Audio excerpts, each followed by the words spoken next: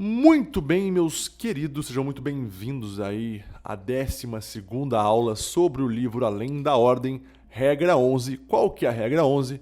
Não permita que você se torne ressentido, dissimulado ou arrogante. Tá? O Jordan Peterson ele traz isso na obra inteira dele, ele fala muito sobre ressentimento, que o ressentimento é o caminho onde as pessoas que não têm um objetivo, não têm um sentido maior, caem. É no ressentimento. Elas se deparam com a vida tem várias dificuldades, a vida tem a maldade, a vida tem o sofrimento. Em vez de elas enfrentarem isso de peito aberto, elas não fazem isso. Elas se fecham, ou elas culpam alguém, elas culpam Deus, elas culpam a humanidade pelos seus sofrimentos, né? A primeira coisa que eu quero começar falando para vocês hoje aqui é sobre a personalidade humana. O que é a personalidade? A personalidade, meu querido, minha querida, é o que lhe torna único no mundo. Tá? Botem isso na cabeça de vocês. A personalidade é a tua narrativa, é a tua história, é o que você constrói, são tuas ações. Tá? Esse é o primeiro ponto. Então, se é uma história, eu posso comparar a nossa personalidade com um filme, por exemplo, com início, meio e fim, né? Com um personagem, normalmente, que é o protagonista lá, que ele começa meio fraco ao longo do filme, ele vai enfrentando as sombras, vai enfrentando os vilões, né? Ele se torna forte nesse enfrentamento, né? Para que chegue no final ele possa ter construído uma história de sucesso, uma história que, por mais que ele morra no final, pelo menos ele possa olhar e se orgulhar, olhar e falar, cacete, é isso aqui, eu fiz o que eu deveria fazer, eu me impus, sabe? Eu enfrentei o sofrimento inevitável da vida, porque vamos ser sinceros, há milhões de motivos pra gente ser ressentido e dissimulado e arrogante. Poxa, tu nasce num mundo, né, onde a vida é sofrimento. O Jordan fala muito sobre isso. A vida é sofrimento. Eu tenho todos os motivos do mundo pra ser um ressentido de bosta. Porém, tem pessoas que não se colocam nessa posição de vítima. Elas encaram a vida. Elas colocam o pau na mesa e resolvem enfrentar tudo isso. Tá? E isso é maravilhoso. Isso é o que nos dá esperança, meus queridos. E o ser humano, ele é um bicho que ele é um animal racional, tá? Só que ele é um animal racional que se projeta. Esse somos nós, né? Então, o que é esse se projetar? Por que eu me projeto? Porque nós temos algo chamado potencial. Há um potencial no caos. Vocês já vão entender o que eu estou fazendo aqui. Há um potencial no caos. Só que é óbvio que para eu chegar neste potencial, eu preciso fazer o quê? Encarar o caos. Encarar a vida. Essa é a história da minha vida. Eu estou vivendo ela. Então, é claro que terão diversos problemas, terão diversos vilões. E o que me resta é enfrentar isso para encontrar meu potencial. Então, esse é o primeiro ponto. Outra coisa interessante, meus queridos, é que o que nos move, no fim das contas, é essa narrativa, é essa história. Por isso que um dos maiores problemas hoje é essa desorientação. A pessoa, ela vai construir uma história, como eu falei antes para vocês, a personalidade, e não tem sentido.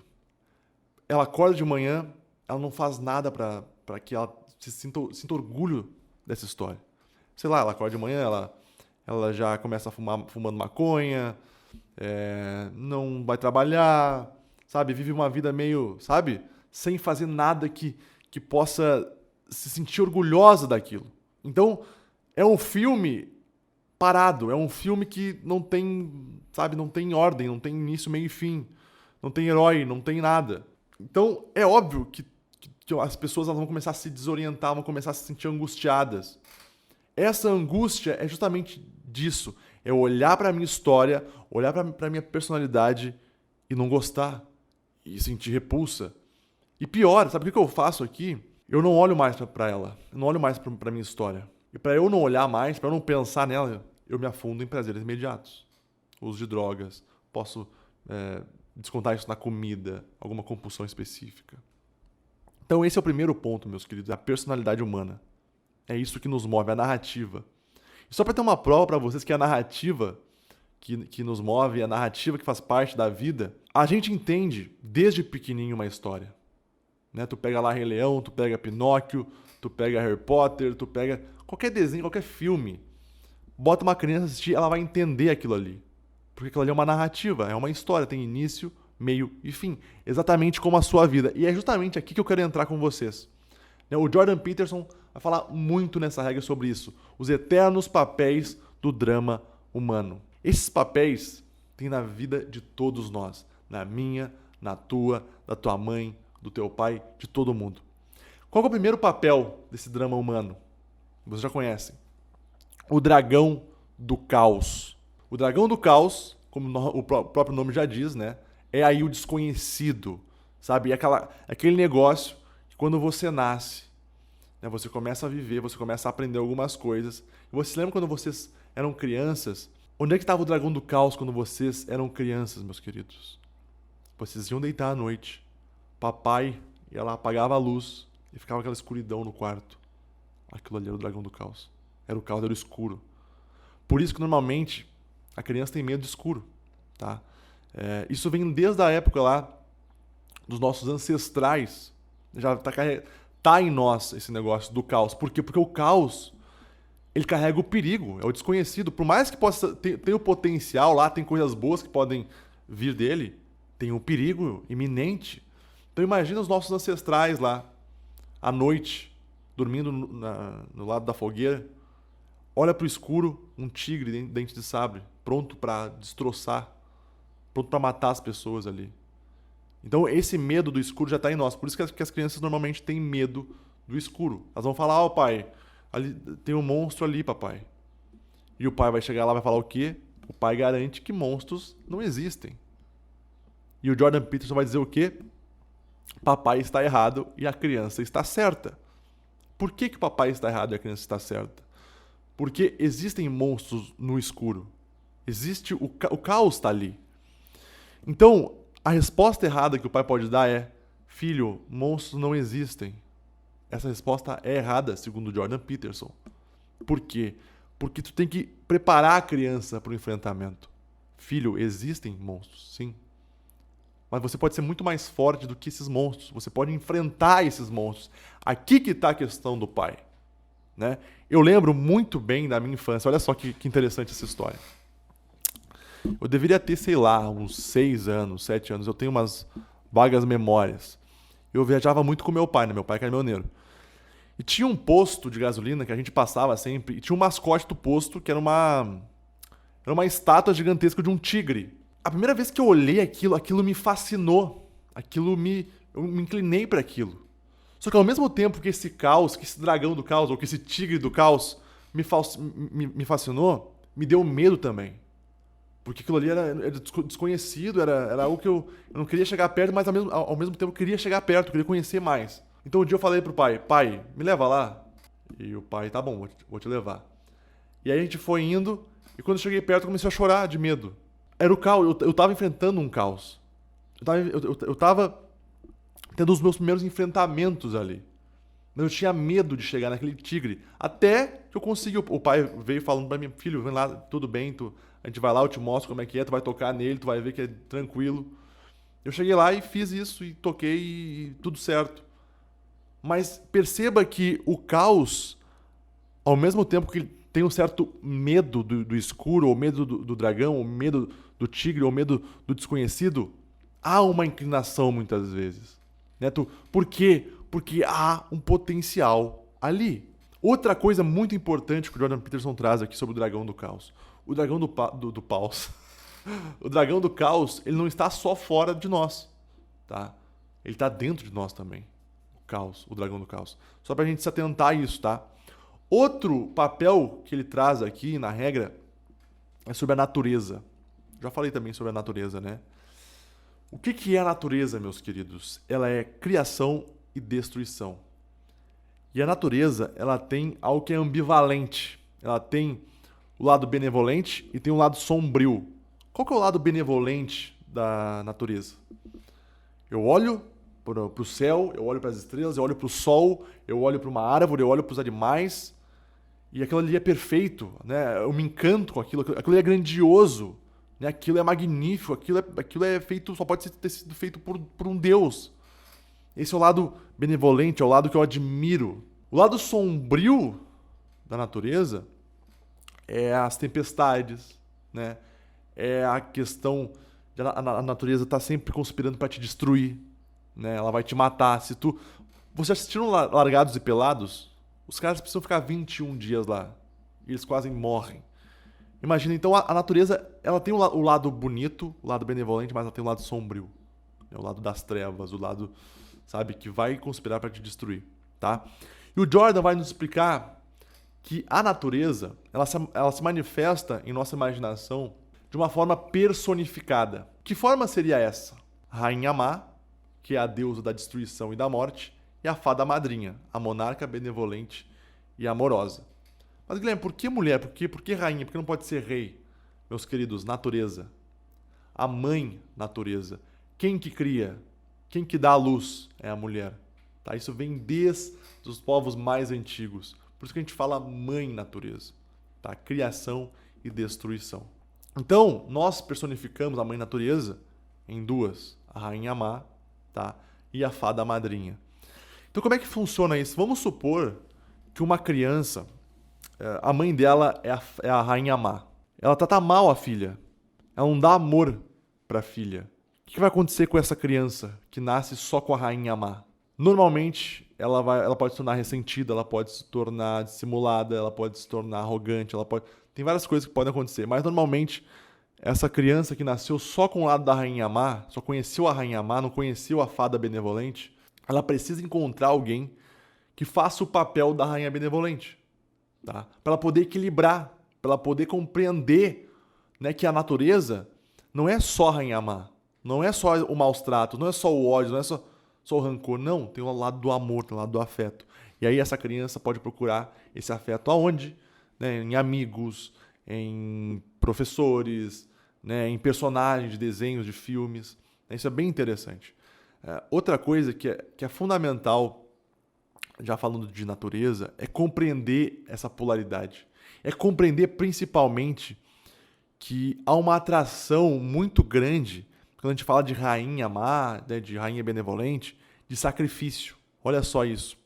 É como se a gente tivesse que oferecer algo para essa rainha, para essa deusa má, para que ela, né, não apareça para a gente. Então vamos lá, por exemplo aqui. Vamos supor que eu sacrifico o meu presente por um futuro melhor. Então eu vou lá, eu trabalho, eu estudo, eu me dedico, ou seja, eu estou sacrificando algo aqui para a rainha má não aparecer. Ela pode aparecer de qualquer forma? Pode, é óbvio. A gente torce para que ela não apareça. Né? Mas é só para explicar para vocês que há uma relação aqui com a natureza de sacrifício. Você vai precisar sacrificar algumas coisas para que a rainha má, né, fique feliz com você, para que ela não te destrua de uma vez. O Jordan ele vai trazer uma história bem interessante para a gente poder exemplificar essa questão da rainha má e da rainha benevolente. Qual que é a história da Bela Adormecida? Né? Então, como é que funciona isso? A Bela Adormecida, no dia do batismo dela, o rei e a rainha, né, os pais dela, resolveram, né, se fingirem de cegos e não chamar a Malévola para essa festa de batismo.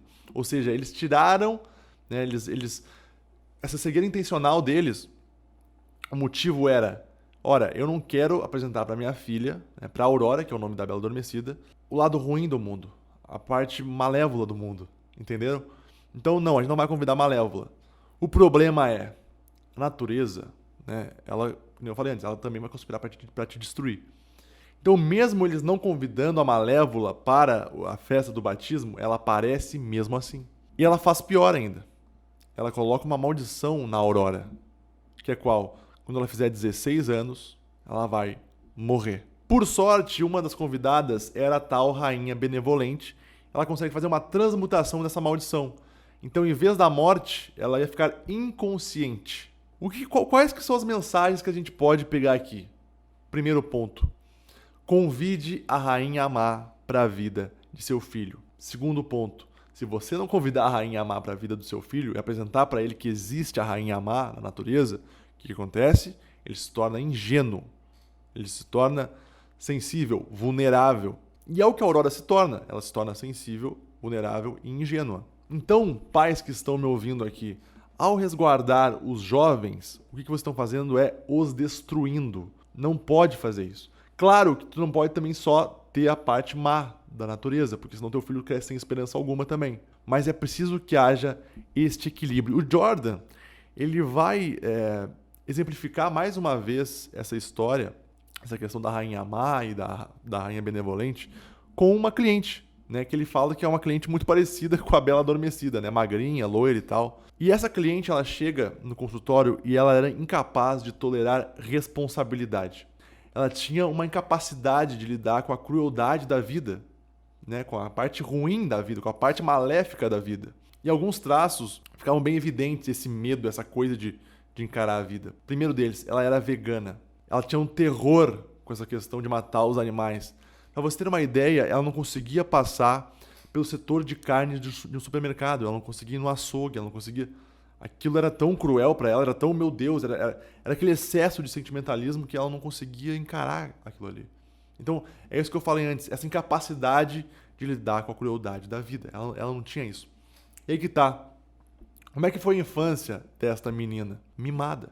Mimada pra cacete. Né? Então, assim, ela perdeu a mãe morreu no parto, mas o pai dela logo conseguiu outra mulher, que daí seria a madrasta dela. Então eles mimaram muito essa menina. Mimaram demais. Tá? Ela foi criada como num conto de fadas, assim. Toda perfeitinha, toda bonitinha, né? Não tinha que fazer nada. E aí, aos 16 anos, o que acontece? Aflora nela a questão sexual. Querer sair com as amigas, né? Querer ter namorado e tal. E aí foi um confronto muito grande, principalmente com a madrinha, que via ela como uma princesinha. Então ali começou a haver um conflito muito grande. E aí, o que aconteceu aqui? Essa menininha, a fada, digamos assim, a Bela Adormecida, que é a cliente do Jordan, ela não era mais a menininha dócil e amada. Então ela passa a ter alguns comportamentos ruins. Um deles, namorar todo tipo de vagabundo. Porque aí, nós temos dois pontos aqui. Por que ela fazia isso? Ela pegava o pior tipo de homem e tal, sabe? Querer festar, querer não sei o quê. Primeiro, porque ela provavelmente não gostava de si mesma. Ela não gostava de quem ela era.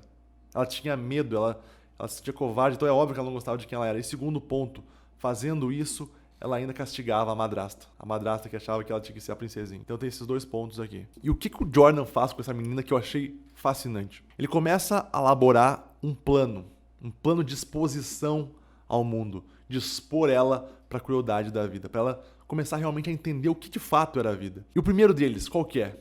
Visitar um açougue. Então o Jordan Peterson pegou esta menina, né, de 16 anos, eu não sei se ela tinha 16 aqui, eu acho que ela tinha mais já, e foi com ela até um açougue.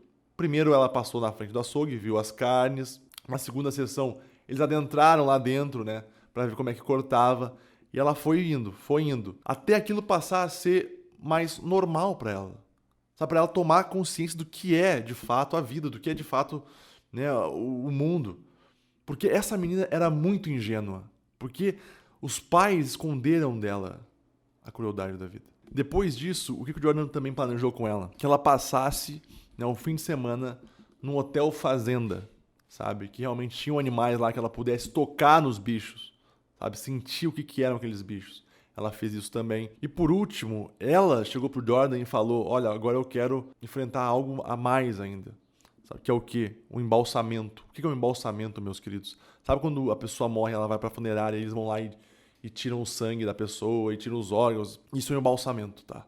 E ela queria participar de um processo desse. E o Jordan até achou estranho, assim, pô, como assim, né? Já vamos pra isso agora?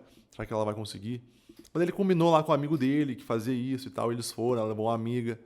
Ela teve a experiência de ver um ser humano ali sendo aberto e tal e tal. O que estava acontecendo aqui, meus queridos? Essa menina, ela estava enfrentando o medo. E é uma coisa que eu sempre falo quando a pessoa tem alguma fobia. Ah, fobia de barata, fobia de aranha, qualquer fobia que seja. Não tem outro método para essa pessoa se curar a não ser enfrentando este medo. Tu vai precisar enfrentar, tu pode começar com pequenas doses, mas tu vai aumentando.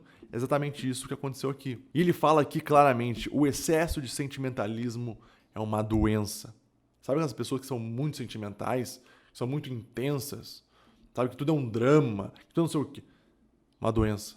É uma doença. Essas pessoas não conseguem enfrentar o mundo de frente. Então percebam que essa cliente do Jordan, ela não foi apresentada para a rainha má na infância. Então ela cresceu ingênua, ela cresceu fraca, sabe? Ela cresceu achando que o mundo só tinha que ter o lado bom. Então o Jordan teve que mostrar para ela, teve que expor ela a essas coisas mais cruéis da vida. E ela melhorou, né? Ela foi despertada pelas forças da exploração. Ok, meus queridos, próximo papel do drama humano. A gente vai falar agora da cultura. A cultura, né? Assim como a natureza, que tem a parte da criação e da destruição, a cultura tem a segurança e a tirania. Elas são personificadas aqui pelo rei sábio e o rei tirano, né? Bem parecido com a parte da natureza, né? A natureza, rainha má, rainha benevolente, aqui rei sábio e rei tirano. E o Jordan vai começar essa parte contando uma história. Imagina que você está na beira de uma praia. Na beira de uma praia. Você olha para o céu, aquele céu noturno, céu estrelado, e você enxerga essa imensidão maravilhosa. Isso é o dragão do caos. Ao mesmo tempo que você se admira isso, que você contempla isso, dá uma certa insegurança, bate um certo medo. Aquilo representa o que está fora do seu domínio. Você está na beira da praia olhando para aquele céu. Você olha para frente, tem o quê? Tem um oceano, ou seja, é a natureza. Ele é imenso como o céu. Só que o oceano, ele é tangível. Tu pode ir lá, tu pode tocar, tu pode entrar na água, tu pode sentir ele. Só que, mesmo assim, ele é inexplicável. Ele é lindo em seus mistérios. É isso que o Jordan usa aqui, né? Então você pode ir lá, você pode entrar nesse oceano, pode nadar, né? Então, pode admirar. Porém, essa beleza que eu falei pra vocês, essa imensidão do oceano, tem um preço. Você pode ser mordido por tubarões, você pode se afogar, você pode passar por uma tempestade. E essa praia, ela é a costa de uma ilha. E esta ilha, ela representa o quê? A cultura, né? O conhecido, aqui eu conheço. Nessa ilha que tem uma cidade, que nem eu falei para vocês antes, a cultura ela é personificada pelo rei sábio ou pelo rei tirano. Se eu tiver um excesso de rei sábio, o que eu tenho? Cegueira. Vocês lembram quando eu falei da história de Osíris? O Osíris era um rei sábio. Porém, ele fechou os olhos para algumas coisas e depois quem tomou a frente, o Set, que era o rei tirano. Eu tive um excesso de tirania. Então eu tenho que ter um equilíbrio entre esse rei sábio e esse rei tirano. Eu preciso estar atento a ambos os lados. E o último papel do drama humano é quem? É você aí. É eu aqui. Que é quem? É o indivíduo, meus queridos. É o indivíduo. E assim como a parte da natureza e da cultura que também tinham dois lados, o indivíduo também tem dois lados, tá? Que é quem? Herói e adversário, ou herói e vilão. Eu posso, né, trazer outros exemplos. Por exemplo, Caim e Abel. Você tem Caim e Abel dentro de você. Você tem Cristo e Satanás dentro de você. De novo, os dois lados. O lado positivo qual que é? Obviamente, o lado do herói. O lado do Abel, o lado de Cristo. Ou seja, eu vou lá, eu me sacrifico, eu enfrento, eu sacrifico o presente por um futuro melhor. Eu tenho o lado do vilão, o lado da maldade, o lado das sombras, que é o lado, né, que eu não sacrifico nada, eu sou ressentido, eu acho que todo mundo me deve tudo, né? Ou seja, é esse lado realmente da vilania. Então, até agora, nós temos o que aqui? 7 elementos que baseiam a nossa vida. Vamos lá, presta atenção agora. Eu tenho o herói e o vilão, ou o herói e o adversário. Tenho o rei sábio e o rei tirano. Tenho a rainha má e a rainha benevolente. Falta só um para fechar os 7. O 7º é o caos, o dragão do caos. Esses elementos são a nossa vida. É isso, a vida de todo mundo tem isso. Tem esses personagens aqui. A vida de todo mundo. E qual é a atitude apropriada do herói compreender esses 7 elementos? Sabe? É saber, por exemplo, que a natureza tem um lado bom e um lado ruim. É para não ser que nem aquela menina, a crente do Jordan, que só queria ver o lado bom da natureza. Não. Você compreende que há o bom, há o ruim. Na cultura, tem o rei tirano, o rei sábio. Eu preciso do equilíbrio. E outra, antes de tudo, eu preciso ser grato pela cultura. Porque a cultura é o meu chão, a cultura é de onde eu parto. Então esse é um ponto também. E por último, o herói ele precisa mirar no maior bem possível. Porque se não fizer isso, ele não é herói. Ele é um cara mau. Ele se torna um vilão. Então é isso, mirar no maior bem possível, que para mim, já falei aqui outras vezes, é Cristo. É o maior bem que a gente tem como exemplo. Então, se encaminhando para o final desta aula, agora sim eu quero falar sobre o ressentimento. Após a gente identificar aqui o palco da vida, fica muito claro por que nós nos tornamos ressentidos. Olha só, eu falei pra vocês aqui sobre o dragão do caos, né, que é o desconhecido. Falei pra vocês aqui sobre a natureza, que ela conspira pra te destruir, né, que tu pode ser vítima de alguma tirania na cultura, né, que você passa pela maldade dos outros e pela própria. Então, assim, a pergunta que eu faço é: por que nós todos não somos um bando de ressentidos? Esse é o padrão, essa seria a pergunta. Mas não é, não são todos que são ressentidos. Algumas pessoas se sobressaem, algumas pessoas se tornam heróis. Então eu posso falar aqui pra vocês que o ressentimento ele não é uma consequência inevitável do sofrimento. Por isso que quando um paciente chega no consultório, o que a gente faz? A gente começa a separar os problemas, né? Os problemas onde são sua culpa e aqueles problemas que são aquelas catástrofes que são da vida. Ou seja, tu não tinha como prever, não tinha como fazer nada. É a vida acontecendo, é o caos acontecendo. Então a gente faz essa separação, a gente faz planos para enfrentar isso. Que foi exatamente o que o Jordan fez com a Bela Adormecida ali. Por quê, meus queridos? Porque esse incentivo, ele prepara as pessoas para o enfrentamento. E sabe o que é mais grandioso na questão da psicoterapia? É que as pessoas, elas entendem que tudo tem que partir delas. Tem que ser voluntário. E logo no momento que elas colocam para dentro de si, que elas introjetam essa questão de ser voluntário, que depende delas, só desse ato, ela já começa a dissipar o medo ali. Então, se o medo é uma bola gigantesca negra, esse medo, no momento que ela se torna uma voluntária nesse enfrentamento desse medo, essa questão, essa bola negra já começa a diminuir, ela já começa a separar, o que torna mais fácil de enfrentar tudo isso. E para finalizar aqui, eu preciso falar ainda sobre a dissimulação e a arrogância, tá? E o Jordan Peterson, ele vai dizer que a dissimulação e a arrogância, elas estão baseadas, né, nos pecados de comissão e omissão. O que é o pecado, né, por comissão? O pecado por comissão é aquilo que você faz, que você sabe exatamente que é errado, mas você vai lá e faz mesmo assim. Os pecados por omissão é aquilo que você deveria fazer, que é então é o certo fazer, mas você não faz. Você fica adiando, fica negando e não faz. Então essa é a diferença. Para o indivíduo chegar nos pecados de comissão, como é que acontece isso? O Jordan Peterson nos traz 3 pontos aqui. O primeiro é negação e rejeição da divindade, verdade e bondade. Ou seja, ele nega a Deus. Ele nega que esse caminho da verdade, da bondade, né, cria o bem. Ele substitui isso pelos seus próprios caprichos egoístas. Normalmente são aquelas pessoas que querem se achar deuses, né? Que pecam muito pela soberba. Tá? Esse é um ponto. O segundo ponto é a questão da ingenuidade diante de Deus, diante do ciclo da vida. Por quê? Porque muitas vezes esses indivíduos, eles acreditam que eles podem cometer esses pecados por comissão, eles podem fazer coisas erradas, eles podem ser vis, porque eles começam a fazer, eles começam a se safar, eles começam a dar prazer, eles começam a se tornar mais arrogantes porque eles conseguiram se safar. Só que aí que tá, a vida cobra. Porque os vestígios sempre permanecem. E aqui entra algo fundamental desses vestígios e dessa questão da cobrança da vida. Muitas vezes, essa cobrança não vem de fora, vem de ti mesmo. Imagina que tu começa a viver uma vida inteira de comissão, sempre fazendo coisas erradas, sempre fazendo coisas vis. E tu sabe que aquilo ali é errado. Onde é que vai pegar isso? Ora, na tua psique. Tu sabe que está indo contra algo. Tu sabe que está indo contra a verdade do teu ser. E é aqui que o bicho pega. Não tem como você fugir de si mesmo. Esse é o ponto. E por último, tem o senso distorcido de justiça. Ou seja, como eu passei por sofrimentos inimagináveis na minha vida, agora é justificável eu transferir esses sofrimentos para outras pessoas. É justificável. Isso é justiça, gente. Então esses são os 3 pontos. E para o indivíduo cair nos pecados de omissão, como é que funciona? Primeiro, niilismo. Niilismo com um certo orgulho, porque normalmente o niilismo está ligado por orgulho. Porque, vamos lá, o niilismo, já falei aqui várias vezes, mas a grosso modo, é aquela pessoa que não vê sentido mais em nada.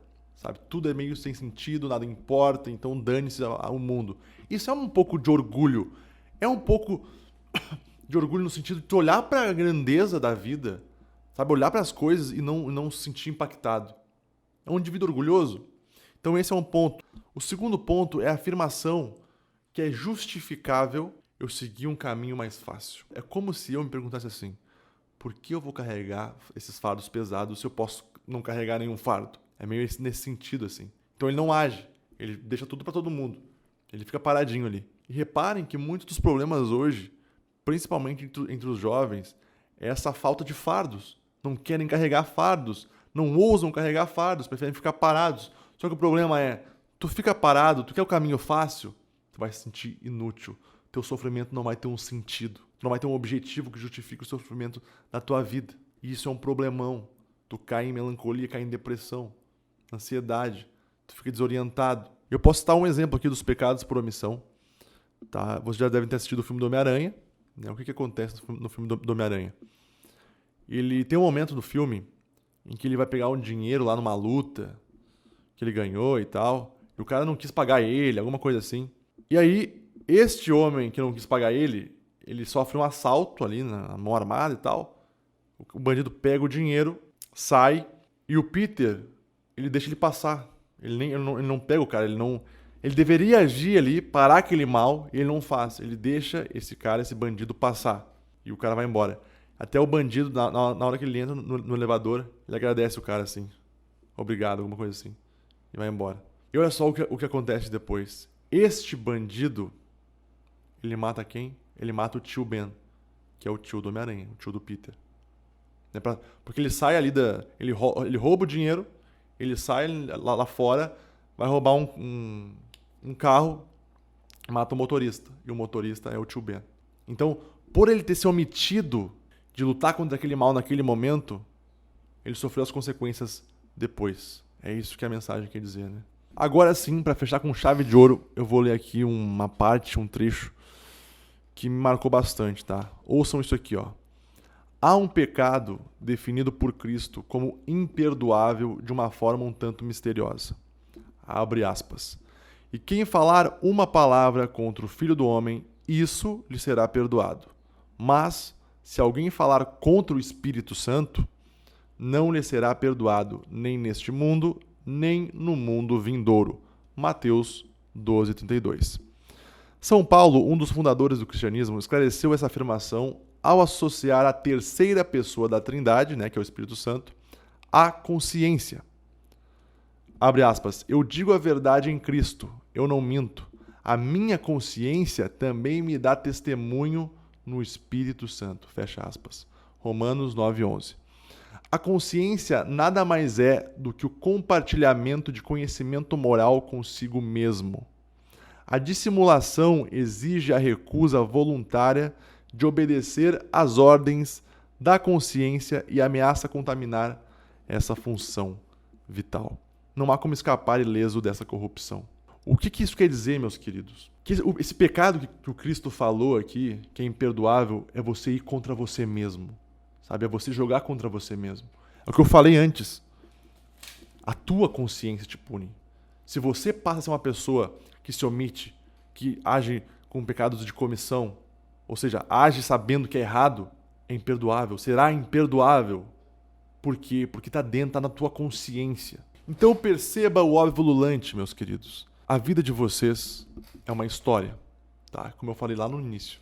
A personalidade de vocês é uma narrativa. Vocês realmente querem viver uma narrativa que é mentirosa?